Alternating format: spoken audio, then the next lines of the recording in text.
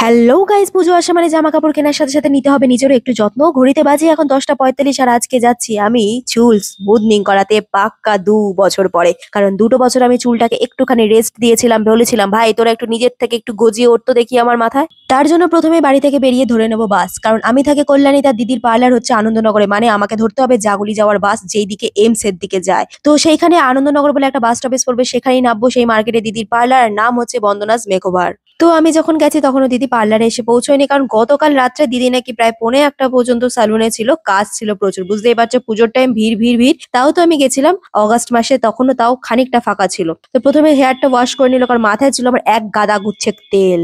এরপরে first wash করার পরে 2জন 3জন মিলে টানাটানি করে চুলটাকে একদম শুকিয়ে নিল, মানে 80% শুকোতে হবে। তারপরে সবাই মিলে চুলটার মধ্যে এবার স্ট্রেটনিং যে ক্রিমটা হয় সেটাকে দিয়ে দিল। সেখানে দিদির হাতের তো কোনো তুলনায় নেই। তারপরে চলছে ওয়াশ। উফ, এই জায়গাটায় যে কি যে বিরক্তিকর, বারবার করে আমি ভাবি আমি কেন নিচে নেমে যাই, আর এরা বলবে একটু উপরে ওঠো, একটু উপরে ওঠো। যাই হোক, ওই ঝাড়ুর মতো চুলটাকে আস্তে আস্তে এবার একটু দেখার মতো করার চেষ্টা চলছে, দেখা যাক। এরপরে আবার চলবে হাওয়া দেওয়া।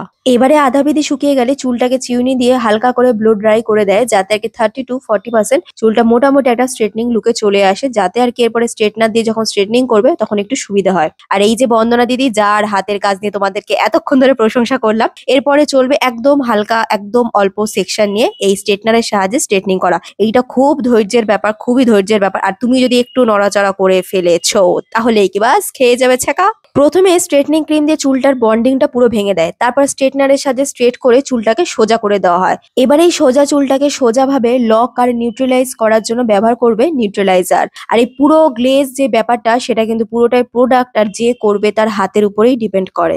এরপরে সব থেকে অন্তিম আর কঠিন পরীক্ষা হচ্ছে তোমার ঘাড়ের, কারণ প্রথমে যখন স্ট্রেটনিং ক্রিম লাগিয়েছে তখনও কিন্তু এত যুদ্ধ করেনি যখন করে এই নিউট্রালাইজারটা লাগানোর সময়। 2 ধার থেকে 2জন ধরে এত জোরে টানবে, তখন তোমার ঘাড়টাকে শক্ত করে টিকিয়ে রাখাটাই হচ্ছে সব থেকে বড় যুদ্ধ, কারণ তুমি এদিক নালে ওদিক নড়বেই। আর ওরা ভয় দেখিয়ে দেবে, তুমি কিন্তু নড়বে না, তাহলেই কিন্তু চুল ওখান থেকে বেঁকে যাবে। মানে এটা সত্যি সত্যি হয়। এরপরে খানিকক্ষণ রেখে ওয়াশ করে তারপর আবার সেই আরামের প্রসেস। ও, এই ভেজা চুলে যখন ব্লো ড্রাই করে না, কি যে আরাম লাগে। আর সব শেষে সিরাম দিয়ে ব্যাপারটাকে শেষ করলো, মানে আজকের মতো। এখানেই কিন্তু শেষ নয়, আবার আমাকে 2 থেকে 3 দিন এইটাকে রেখে দিতে হবে বাড়িতে। তো যাই হোক, সেসব কথা পরের কথা, এখন না চুলটাকে আগে ফোকাস করি।